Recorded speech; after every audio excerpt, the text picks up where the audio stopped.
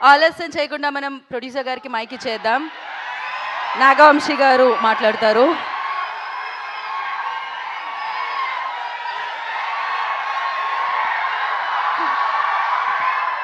Generally హీరోలకి అభిమానులు ఉంటారు, నాగవంశీ గారికి కూడా అభిమానులు ఉంటారు అనమాట. I love this. లేదు యా,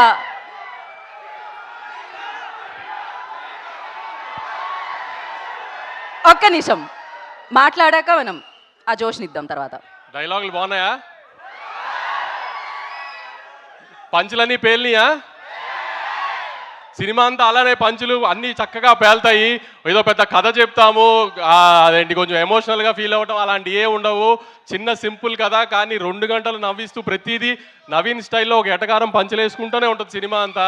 చక్కగా పండక్కి రండి, గ్యారంటీ నవ్వుకుంటూ వెళ్తారు. వద్దు, కాలర్ లైట్ గురించి ఇప్పుడు ఎందుకు, కానీ అన్నీ మనం తర్వాత చూసుకుందాం, దానికి చాలా టైం ఉంది.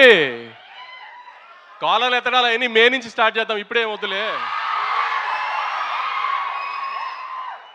కానీ పంచులైతే ఏమి ఎక్కడా మీకేమి తగ్గింది అనిపించలేదు కదా ట్రైలర్లో.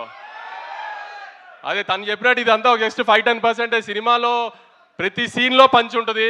లాస్ట్ పావు గంట తప్పితే సినిమా అంతా నవ్వుతూనే ఉంటారు.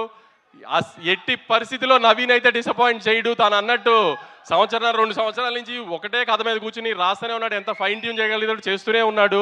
ఆడియన్కి చిన్న ఇబ్బంది పడకూడదు ఇది అది అని అన్ని ఎలిమెంట్స్ కవర్ చేశాడు. కొత్తగా ఆమె ఇప్పటిదాకా ఎక్కడ రివీల్ చేయనట్టు ఒక చిన్న ఎలక్షన్ బ్లాక్ కూడా ఉంటుంది, అది ఫన్ టోన్లో ఉంటుంది అంతా.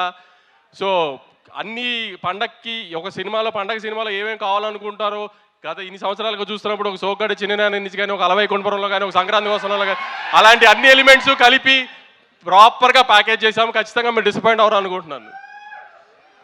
అందరూ థియేటర్స్కి వచ్చి ఖచ్చితంగా సినిమా చూసి మనల్ని అందరినీ ఎక్కుతున్న వాళ్ళందరికీ సమాధానం చెప్తాం. ఈసారి కొంచెం గట్టిగా థియేటర్స్ రండి.